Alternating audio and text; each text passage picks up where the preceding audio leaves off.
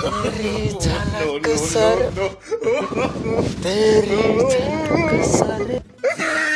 पुष्पाराज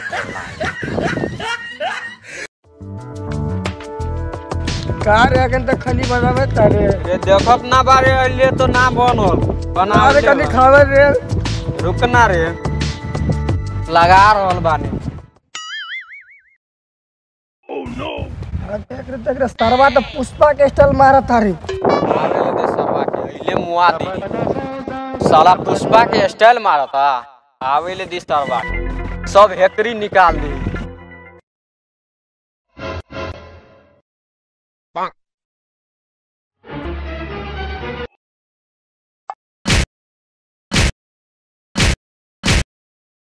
कार सर वो दिखाई नहीं के दे पुष्पाराज हमार नाम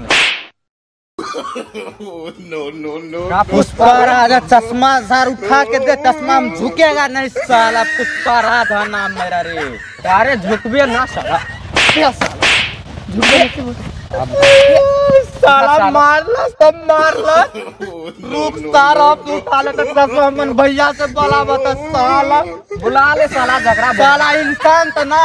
बकरी पठल विस्तार डरेला इतना डॉन हमार बड़का भैया हम बोला बता साला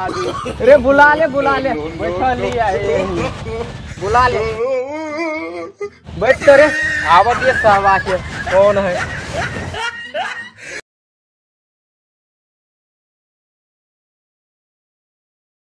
हेलो भैया हमने को बहुत मार लग सारवा सब काम भी आओ जल्दी आओ जल्दी साला झुकेगा नहीं। नो नो नो नो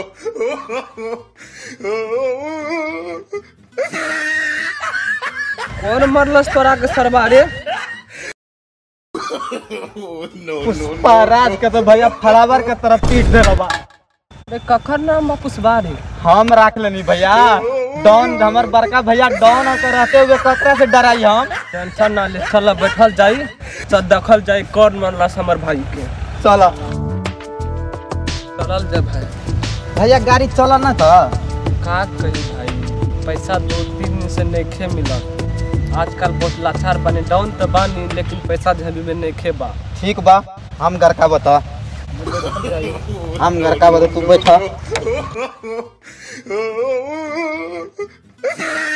हमार भाई के देह में भीड़ ले ऐसा कौन बेटा पैदा हो गई बारे दुनिया में हाँ नहीं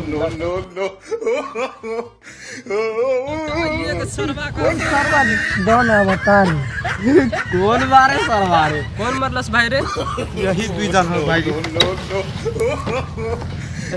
बारे सरवा के मरल हमार भाई करे खड़ा होते रे का हो अरे बड़ा हिटलर समझाता रे अपना आप के रे रे का होइले रे अइले समा ना आइले रे लड़की रे का रे का करता रे यहाँ सब दोनों रे के बारे कौन है रे ये क्या बार है रे तो देखल ना चाहिए क्या है तू रे एरिया के डॉन बानी डॉन बानी सारा मन की डॉन बा का रे डॉन बन में हमनी के रह के मार दे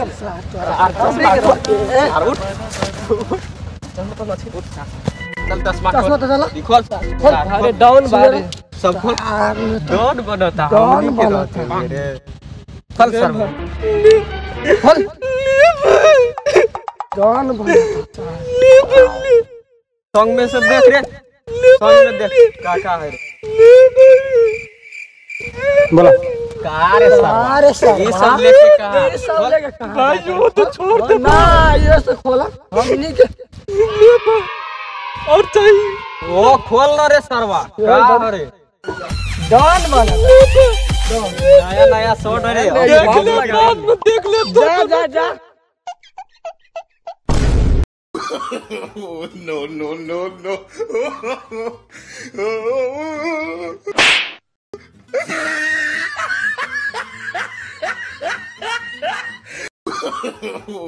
कदा छिपाए रे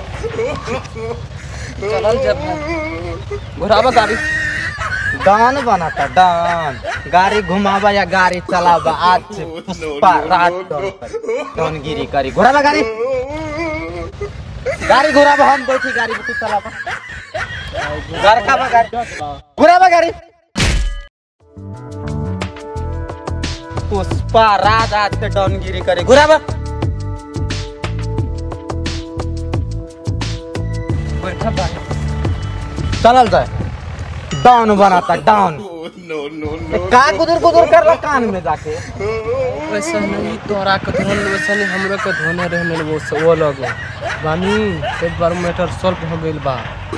ए तो वही गुदर गुदर करने के हमनी के तोहनियो को फ्लावर के तरह पीट देना बा हां फूल समझ के हां ठीक बा त आज से हम करी डॉनगिरी पुष्पा राज ठीक बा